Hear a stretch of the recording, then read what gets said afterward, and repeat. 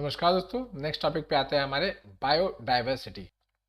Biodiversity देखेंगे। Biodiversity क्या होता है? बायोडाइवर्सिटी सिंपली आपको समझ में आए, बायो मतलब लिविंग ऑर्गेनिज्म, डाइवर्सिटी मतलब कितने हैं। ठीक है, तो इसका एकदम सिंपल अगर मैं आप लोगों को मीनिंग बताऊं तो इसका मतलब ये होता है कि किसी एक एरिया में, किसी पर्टिकुलर एरिया के अंदर कितने बायोलॉजिकल डाइवर्सिटी है, मतलब कितने ऑर्गेनिज्म, अलग अलग तरीके के ऑर्गेनिजम्स रहते हैं।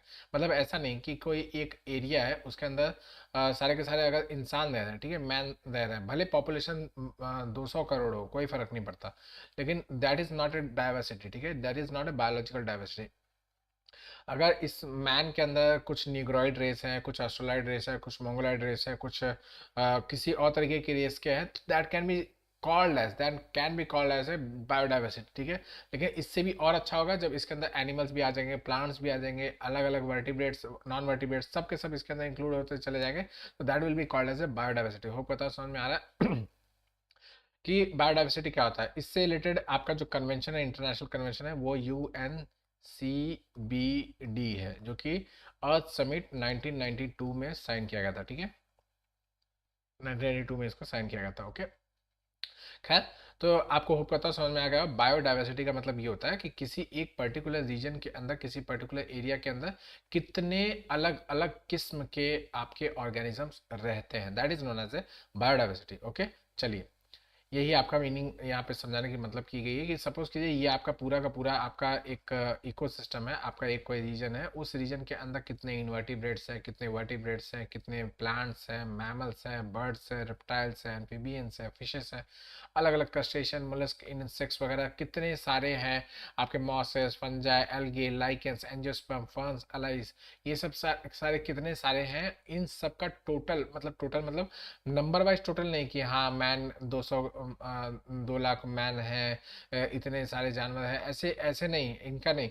इनफैक्ट ऐसे देखा जाता है कि भाई स्पीशीज कितनी ज़्यादा है। फॉर एग्जांपल, अगर कोई बर्ड है तो उसकी कितनी स्पीशीज रह रही है, ठीक है, 8 9 10 कितनी स्पीशीज उसकी रह रही है, that will be called as a that will be called as biodiversity. ठीक है, मतलब एब्सोल्यूट टर्म्स में नहीं देखा जाता है कि ये कितने नंबर है, वो सब नहीं देखा जाता है, उसके सिवाय कितने नंबर ऑफ स्पीशीज है, दैट इज काउंटेड एज क्या क्या कहा जाएगा आपका बायोडाइवर्सिटी। ओके, चलिए, टाइप्स ऑफ बायोडाइवर्सिटी। ठीक है, ये बहुत इंपॉर्टेंट टॉपिक है, यूपीएससी ने इसके ऊपर कई बार मेंस में, प्रीलिम्स में, दोनों में ये क्वेश्चन पूछा हुआ है, और बहुत ज़्यादा वास्ट नहीं है। इसकी इसकी सबसे अच्छी बात ये है कि आपका थोड़ा सा आप अगर इसके ऊपर कॉन्सेंट्रेट करके पढ़ लोगे तो आपको समझ में आ जाएगा, और मोस्टली आपका अगर ज्योग्राफी का थोड़ा सा बेस अच्छी तरीके से क्लियर होगा तो यहाँ पे समझने में बिल्कुल भी देर नहीं लगने वाली। ओके, एंड इसके लिए आप लोग को एक चीज़ और यहीं पे बता देना चाहता हूँ, ये जो इकोलॉजी का प्लेलिस्ट है जिसके अंदर आप वीडियो देख रहे हो, ये 8वां वीडियो है इस सीरीज का। लेकिन आपको ये बता दूं कि ज्योग्राफी का प्लेलिस्ट ऑलरेडी अपलोडेड है, काफ़ी पहले से अपलोडेड हो चुका है, 300 दिन हो चुके हैं उसके अपलोड हुए, उससे ज़्यादा 2 महीने हो गए मेरे ख्याल से।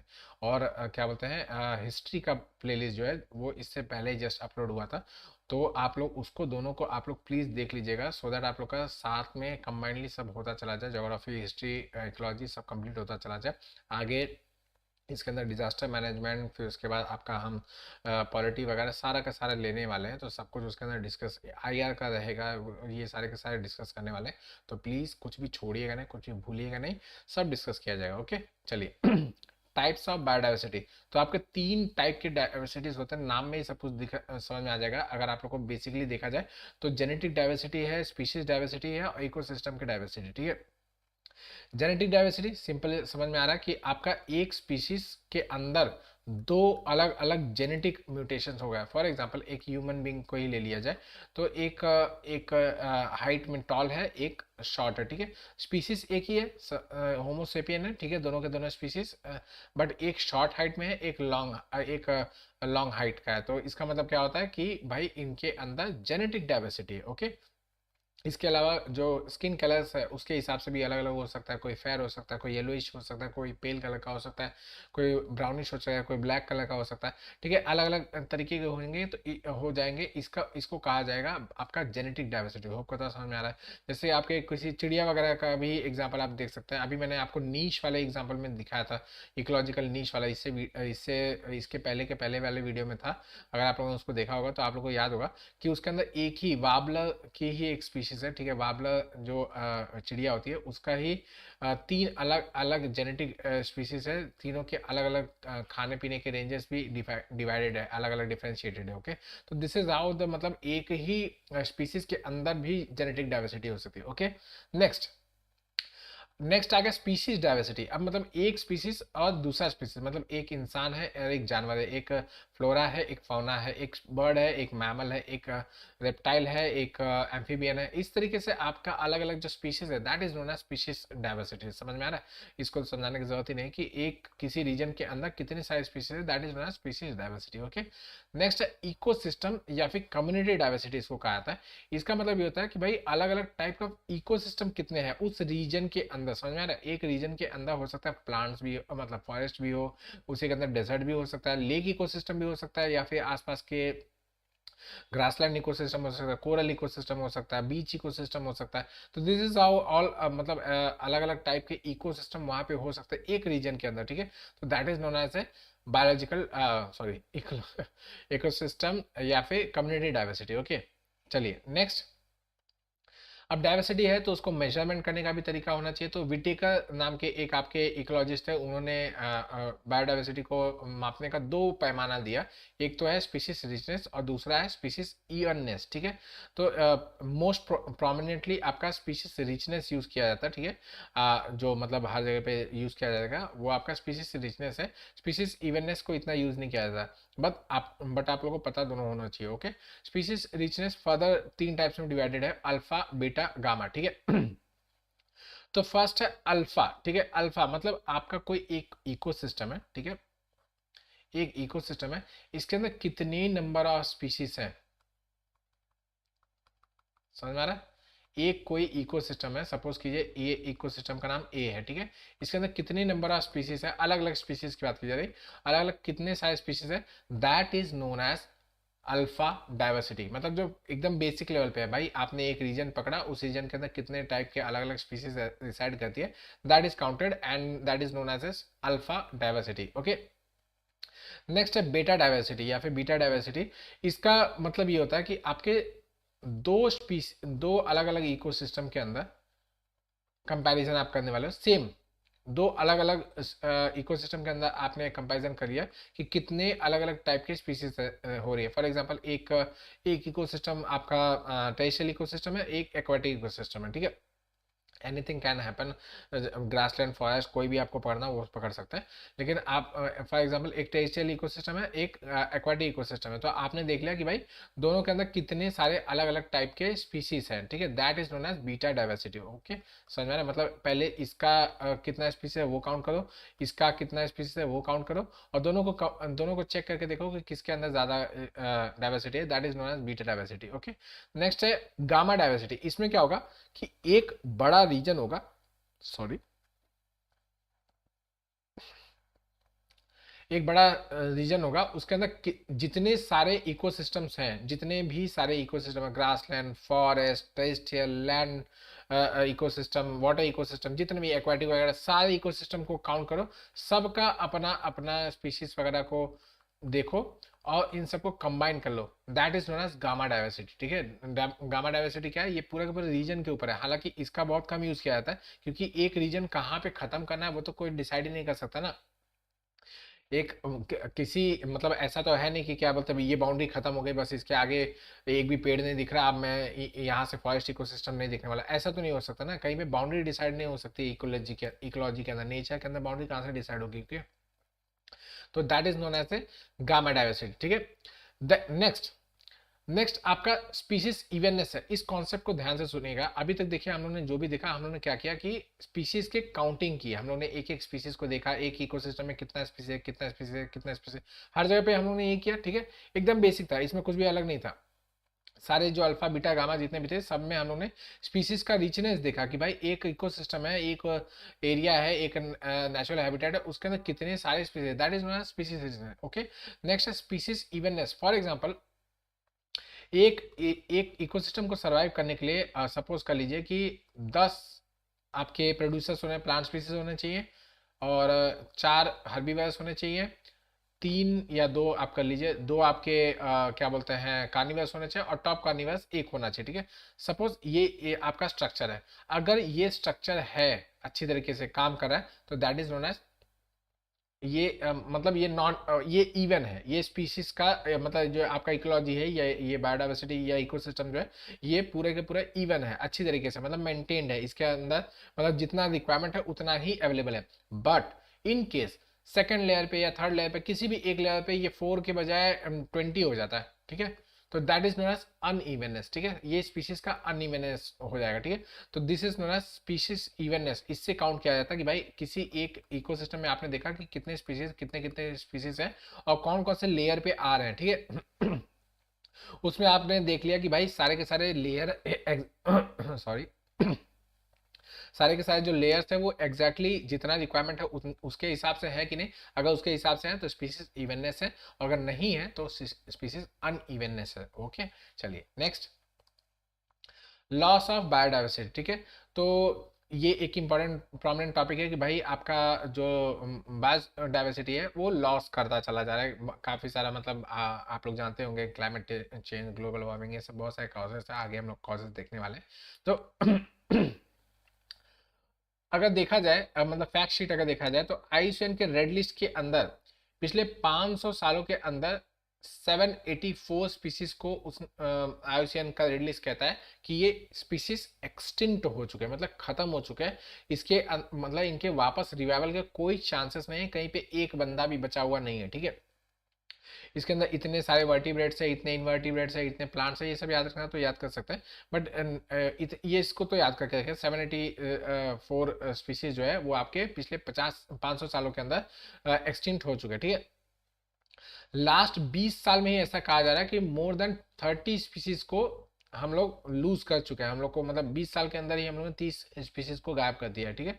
नेक्स्ट, अगर हमारा इस रेट से एक्सटेंशन चलता रहा तो अगले 100 साल के अंदर हम लोग लगभग 100 से लेके 1000 स्पीसीज का एक्सटेंशन देखने वाले, मतलब ये नेचुरल जो रेट ऑफ एक्सटेंशन है उससे 1000 गुना ज्यादा है। मतलब ऐसा कहा जाता है कि हर 100 साल के अंदर बहुत हुआ तो 0.1 स्पीसीज होती है वो एक्सटिंक्ट होती है, मतलब एक तरीके से आप देख सकते हैं कि 1000 साल में एक स्पीसीज ही आपकी एक्सटिंक्ट होने वाली है, ये नेचुरल रेट ऑफ एक्सटेंशन है। लेकिन अब जिस रेट से हम लोग चल रहे हैं उस हिसाब से देखा जाए तो लगभग 1000 टाइम्स हम लोग और ज्यादा फास्ट चल रहे हैं एक्सटेंशन का, मतलब तेजी से हम लोग एक्सटेंड करते चले जा रहे हैं इस स्पीसीज को। ओके, नेक्स्ट आपका लिविंग प्लैनेट इंडेक्स वगैरह है, ये सब आप लोगों को याद करना हो तो देख सकते हैं। ट्रॉपिकल फॉरेस्ट के अंदर इतना इतना डिक्लाइन हो चुका है इतने साल से लेके, फिर आपका टेम्परेट ग्रासलैंड के अंदर स्पीसीज पॉपुलेशन इतना डिक्लाइन हो चुका है, फ्रेश वाटर हैबिटेट, ये सब चीज़ें आप लोग देखनी है तो देख सकते हैं, फैक्चुअल डेटा है, इसमें कुछ समझाने जैसा नहीं। ओके, नेक्स्ट, बायोडाइवर्सिटी हॉटस्पॉट्स, ये भी एक चीज देख लेते हैं कि बायोडाइवर्सिटी हॉटस्पॉट्स क्या होता है, ठीक है।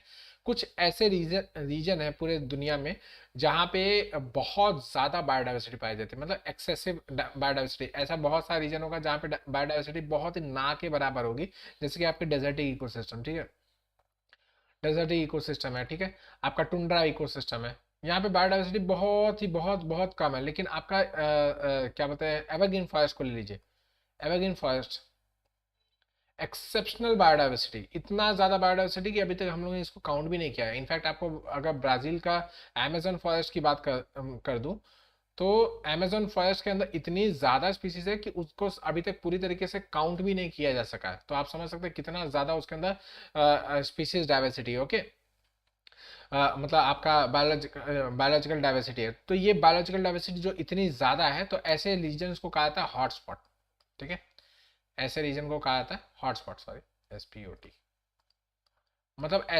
ऐसे जगह जहां पे मतलब उम्मीद से ज्यादा स्पीशीज एक ही जगह पे रुके हुए हैं, that is known as a biological hotspot, biodiversity hotspot, sorry, ठीक है।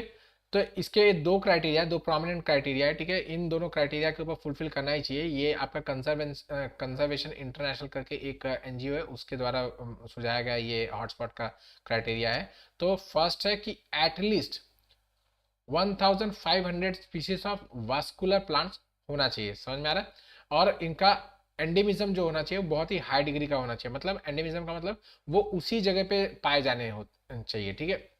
मतलब ऐसा हो सकता है कि आसपास के थोड़े बहुत एरिया में पाए जाते हो, लेकिन मोस्टली ये जो आपके 1500 स्पीसीज हैं, ये सारे के सारे उसी रीजन में एंडेमिक होने चाहिए, मोस्टली उसका उस रीजन में एंडेमिज्म होना चाहिए, ठीक है। तो दैट इज नोन एज, आप ये फर्स्ट क्राइटेरिया हो गया। ओके, दोनों क्राइटेरिया आपको फुलफिल करना है, एक ही क्राइटेरिया नहीं फुलफिल करना। ओके, नेक्स्ट, इसका it must contain 30% of its original habitat. इसका जो भी क्या बोलते हैं हैबिटेट था, जो ओरिजिनल कभी रहा होगा, ठीक है, उसका 30% तो एटलीस्ट बचा हुआ होगा। मतलब ये अभी भी थ्रेटेंड कैटेगरी में आ ही रहा है ना, मतलब अब समझिए कि 100 एकड़ में फैला हुआ था, अब वो घट के 30 एकड़ में बचा रह गया। तो दैट इज मतलब इसका मतलब क्या होगा कि ये थ्रेटेंड कैटेगरी में आ ही चुका है ना, 70 एकड़ तो कोई खा गया, खेती कर डाले उसके ऊपर, या बिल्डिंग बना दिए, ठीक है। तो that region will be called as a biological hotspot, ठीक है। एक तो आपका एरिया वाइज होगा कि एरिया आपका कम से कम इतना होना चाहिए कि भाई ओरिजिनल जो हैबिटेट था उसका 30% अभी बचा होना चाहिए एटलीस्ट, ठीक है। नेक्स्ट आपका क्या बोलते हैं जो स्पीसीज डाइवर्सिटी है वो इतनी ज़्यादा होनी चाहिए, ठीक है। तो ये सब आपका, ये दो प्रोमिनेंट आपके क्राइटेरिया है जो आपके बायोडाइवर्सिटी हॉटस्पॉट्स को डिसाइड करते हैं। ओके, इंडिया की बात करें, इंडिया के अंदर जो बायोडाइवर्सिटी हॉटस्पॉट्स हैं, तो ये आपके 4 बायोडाइवर्सिटी हॉटस्पॉट्स हैं। मैं इनको the Himalayas, Indo Burma region, western Ghats और सुंडालैंड, ठीक है। तो ये आपके चारों के चारों यहाँ पे लिखे हुए हैं, उनके बारे में थोड़ा थोड़ा लिखा हुआ है यहाँ पे। मैं एक और मुझे अच्छा मिला, देखने में सुंदर दिख रहा है, तो दैट इज वाई मैंने इसको यहाँ पे इनकॉर्पोरेट कर लिया। तो ये आप लोग देखिए, ये आपका हिमालयाज है, फर्स्ट बायोडाइवर्सिटी हॉटस्पॉट। सेकंड आपका वेस्टर्न घाट्स वाला, ठीक है। ये इंडो बर्मा वाला रीजन, इंडो बर्मा वाला रीजन थर्ड आपका बायोडाइवर्सिटी हॉटस्पॉट।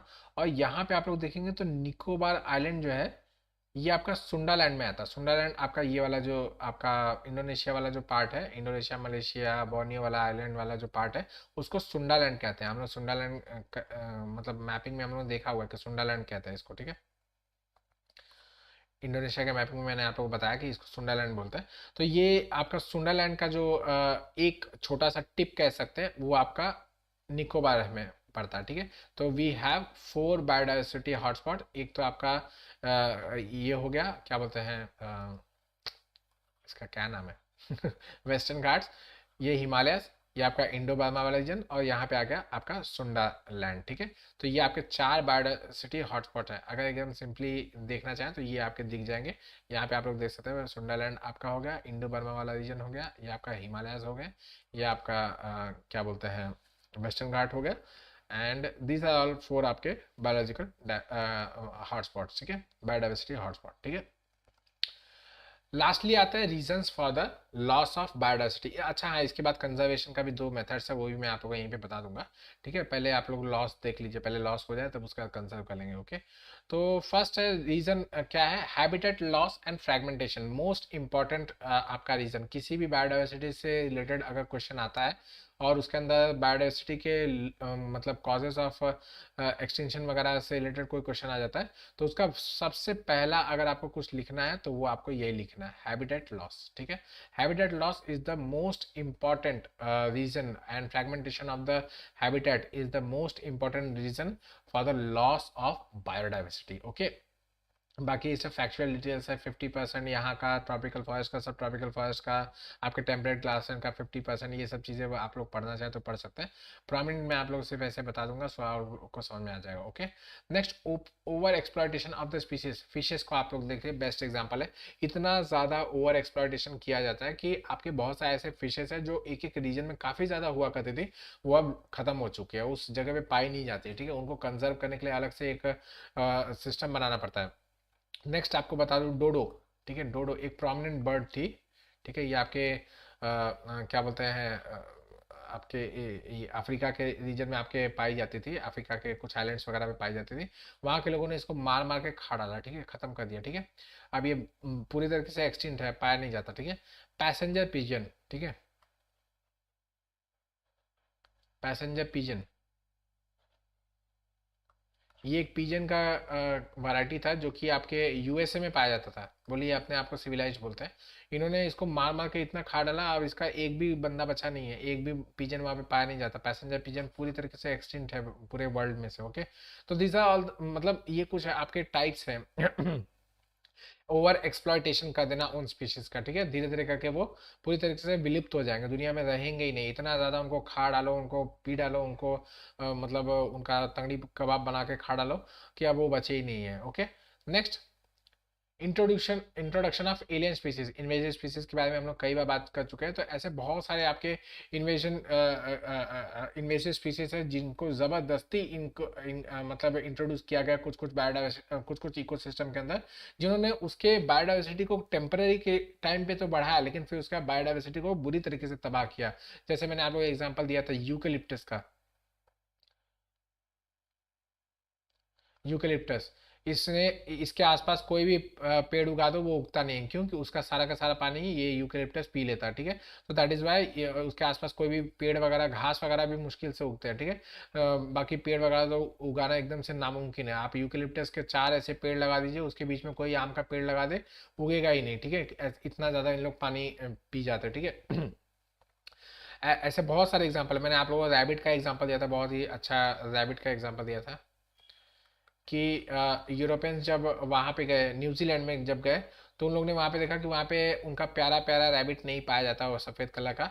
तो उन्होंने वहाँ से ले जाके यहाँ पे पालना शुरू कर दिया। अब रैबिट ही रैबिट वहाँ पे न्यूजीलैंड में दिखाई देते हैं आपको, कहीं पे भी आप जाइए वहाँ पे रैबिट इतने ज़्यादा आपको तादाद में मिल जाएंगे। सबके गार्डन्स में छेद कर करके उनका मतलब तबाह किए रहते हैं, आपके फल जो प्लांटेशंस वगैरह रहते हैं उनको तबाह कर देते हैं। बट फिर भी मतलब ये तो एक तरीके से मतलब ये जबरदस्ती इंट्रोडक्शन किया गया था ना, तो इन्वेजिव स्पीसीज का इतना बुरी तरीके से वो है। Environmental pollution, next, environmental pollution मतलब आपका एयर पोल्यूशन हो सकता है, आपका पेट्रोलियम जो ऑयल वगैरह स्पिलेज वगैरह किया जाता है, these are all the leading cause of क्या बोलते हैं एक्सटेंशन ऑफ द बायोडाइवर्सिटी। मतलब ऐसे ऐसे रीजन है जहाँ पे इतना ज़्यादा पेट्रोलियम का क्या बोलते हैं रिसाव हो चुका है, स्पेशली आपके गल्फ कंट्रीज के आसपास के, मतलब गल्फ की बात कर रहा हूँ, पर्शियन गल्फ की बात कर रहा हूँ।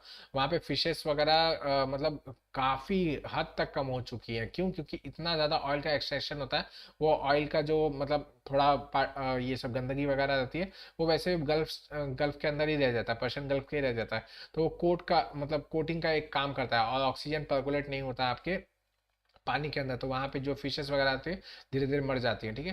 तो this are all the leading cause जिसकी वजह से आपका बायोडाइवर्सिटी डिक्रीज हो रहा है। ओके, क्लाइमेट चेंज और ग्लोबल वार्मिंग तो आपको भाई बताने की कोई ज़रूरत नहीं है, ये सब ऐसा चीज़ है कि भाई कोई मतलब रोक ही नहीं पा रहा है, इतना सारा सब काम कर रहे हैं, ये कर दो वो कर दो, कन्वेंशन वगैरह प्रोटोकॉल्स वगैरह क्या क्या नहीं बनाया जा रहा है, लेकिन क्लाइमेट चेंज वगैरह और ग्लोबल वार्मिंग वगैरह कम नहीं कर पा रहे। क्यों भाई? हमारे रहन सहन ही इस तरीके का हो चुका है। ओके, नेक्स्ट है को एक्सटेंशन। ये एक मतलब सेकेंडरी टाइप ऑफ एक्सटेंशन का कॉज हो सकता है। क्यों? क्योंकि इसमें क्या होता है ना कि एक्चुअल वो स्पीसीज नहीं निकल रहा, लेकिन उसके वजह से कोई और स्पीसीज निकल जा रहा है। समझ में आ रहा है? सपोज कीजिए कि कोई एक स्पीसीज था जिसको आप मॉनिटर करो, टाइगर को, ओके, टाइगर को मॉनिटर करो, बट इसका जो इंपॉर्टेंट प्रे है, ये इतना खास एग्जांपल मैंने नहीं लिया, बट कोई बात नहीं। फॉर एग्जांपल ये सिर्फ और सिर्फ ऐसा सपोज कर लीजिए कि ये सिर्फ डियर पे खाना खाता है, डियर खाता है, ओके। डियर पाएगा तभी खाएगा। अब सपोज कीजिए उस रीजन से सारे के सारे डियर मार के इंसान ने खा डाले, ठीक है। तो अब टाइगर क्या करेगा? नाश्ता, वड़ा पाव खाएगा, ठीक है। तो अब तो ऐसा हो नहीं सकता। तो ये क्या हो गया, आपका डियर एक्सचेंज हुआ, उसके साथ साथ टाइगर भी, तो इसको कहा जाता है को एक्सटेंशन, ठीक है। एक के साथ दूसरा वाला भी एक्सचेंज करता चला जाए, ओके। तो मतलब एक हाँ, ये होस्ट ऑफ हाँ सिम्बायोटिक रिलेशनशिप में बहुत काम करता है। जो इससे पहले हम लोगों ने कोरल वगैरह देखा, तो उसमें आप लोगों को मैंने बताया था कि भाई आपका जूस एंडले जो होता है, जूस एंडले जो होता है, जैसे उसका कुछ भी टेम्परेचर वगैरह का वेरिएशन वगैरह होता है, सैलिनिटी का वेरिएशन होता है, या कुछ भी अलग तरीके का चीज़ें होती है, तो वो क्या कहता है, वो छोड़ के चला जाता है, डेड हो जाता है, ठीक है। वो डेड हो जाता है तो उसके साथ साथ आपका कोरल्स भी डेड हो जाता है, ठीक है। तो डेड होने का कॉज किसका था? जूस एंडेले का था, लेकिन उसकी वजह से कौन और मर गया? आपका कोरल्स मर गया, ठीक है। तो this is another type of को एक्सटेंशन, ओके। नेचुरल कॉजेस तो भाई अर्थक्वेक आ गया, फ्लड आ गया, क्या क्या नहीं आ गया, उल्टा सीधा हो गया भाई, पूरा का पूरा उथल पुथल हो गया, ठीक है। वोल्केनो आ गया, कुछ बचा ही नहीं, सब जला के राख कर दिया, ओके। नेक्स्ट, इन सीतु और एक्स सीतु कंजर्वेशन, ठीक है। ये दो टाइप के कंजर्वेशन होते हैं, इनको ज़्यादा डीप में पढ़ने की जरूरत नहीं है, एकदम सिंपल लॉजिक सब है। इन सीतु मतलब जहाँ पे वो है उसको वहीं पे कंजर्व करो, ठीक है। अभी तक हम लोगों ने सारे के सारे एक्सटेंशन तो देख लिए, अब कंजर्वेशन की बात करें। फॉर एग्जाम्पल कोई एक हैबिटेट है, ठीक है, उस हैबिटेट के अंदर कोई एक जानवर रह रहा है जो एक्सट्रीमली एंडेमिक हो चुका है, ठीक है। ग्रेट इंडियन बस्टर्ड की बात करते हैं, ठीक है, ग्रेट इंडियन बस्टर्ड की बात करते हैं। अब ये पाया जाता है आपका डेजर्ट नेशनल पार्क, आपके जैसलमेर के आसपास के रीजन में, वहाँ पे सबसे प्रोमिनेंटली पाया जाता है, थोड़ा कच्छ के रीजन में पाया जाता है। तो वहाँ पे अब इसके इसको जो रहने की, खाने पीने की जो इसको मतलब रिक्वायरमेंट है, या जो इसका हैबिटेट का रहने का, वो कहते हैं ना अपने परिवार अपने घर में रहने पे ही सबसे अच्छा लगता है, वही इसको अपने घर का माहौल जब जहाँ पे मिल रहा है, अगर आप वहाँ पे कंजर्व करोगे तो वो जल्द मतलब उसमें एफर्ट हमारा कम लगेगा, और वो ज़्यादा से ज़्यादा जल्दी अपने क्या बोलते हैं जो डिक्लाइन की तरफ जा रहा है वो धीरे धीरे इंक्रीज होना स्टार्ट करेगा। हम लोगों ने देखा कि भाई हम लोगों ने ग्रेट इंडियन बस्टर्ड को कंजर्व करने की कोशिश की, तो उसके पॉपुलेशन में धीरे धीरे इंक्रीमेंटल वैल्यू आ रहा है, ठीक है। इसके अलावा टाइगर का भी एग्जांपल मैं बता सकता हूँ कि हम लोग का मतलब इतना रेड्यूस हो चुका था कि 1411 के आसपास कुछ टाइगर बच गए थे, अब ये 3000 के आसपास पहुंच चुका है। तो हम लोग ने इतना एफर्ट लिया कि ये पूरी तरीके से रिवाइव कर दिया गया, ठीक है। तो ये कैसे किया गया, इन सीतु में किया गया, इनको अलग से ले जाके कैप्टिविटी में पाला नहीं गया। एक्स सीतु का मतलब ये होता है कि आप उनको अपने हैबिटेट से निकाल दो। For example great Indian bustard को ले लीजिए, इसको इसके हैबिटेट से निकाल दो, किसी लैब में लेके जाओ, वहाँ पे इसके जैसा हैबिटेट वगैरह आर्टिफिशियली प्रिपेयर करो, वहाँ पे इनको छोड़ दो, इसके ऊपर कड़ी निगरानी रखो, रेगुलर बेसिस पे इसको खाना पीना नहाना धोना सब कुछ इसके तरीके अच्छी तरीके से करो, डिसीज वगैरह के इंजेक्शन वगैरह दो, ताकि ये सर्वाइव कर जाए। ऐसे करके धीरे धीरे जब वो कंजर्व हो जाएगा तो इसको वापस से इसके हैबिटेट में छोड़ दिया जाए, ठीक है। बट ये थोड़ा सा महंगा होता है, ये थोड़ा सा एक्सपेंसिव इसीलिए होता है कि भाई आपको पूरा का पूरा इकोसिस्टम बनाना पड़ रहा है ना। लेकिन इन सितु में ऐसा नहीं हो रहा है, इन सितु में ऑलरेडी वो इन प्लेस है, आपको वैसा का वैसा सिर्फ और लेके मतलब आसपास का सिर्फ निगरानी रखने का काम होगा, ओके। तो these are two types of conservation का मेथड जिसके थ्रू हम लोग बायोडाइवर्सिटी को कंजर्व करने की कोशिश करते हैं, ठीक है। In situ and ex situ methods of conservation, ठीक है। होप करता हूँ सारा का सारा आपको समझ में आ गया होगा। अगर कुछ डाउट लग रहा है तो प्लीज़ वापस से एक बार देख लीजिएगा, अगर फिर भी डाउट रह जाता है तो फिर मेंशन कीजिएगा कमेंट के अंदर, मैं उसका रिप्लाई जरूर से जरूर करूँगा, ओके। चलिए इसी के साथ वाइंड अप करता हूँ, आप लोग से कल फिर मुलाकात करूँगा लगभग इसी टाइम में, तब तक ऐसे पढ़ते हैं। थैंक यू वेरी मच, चलिए बाय।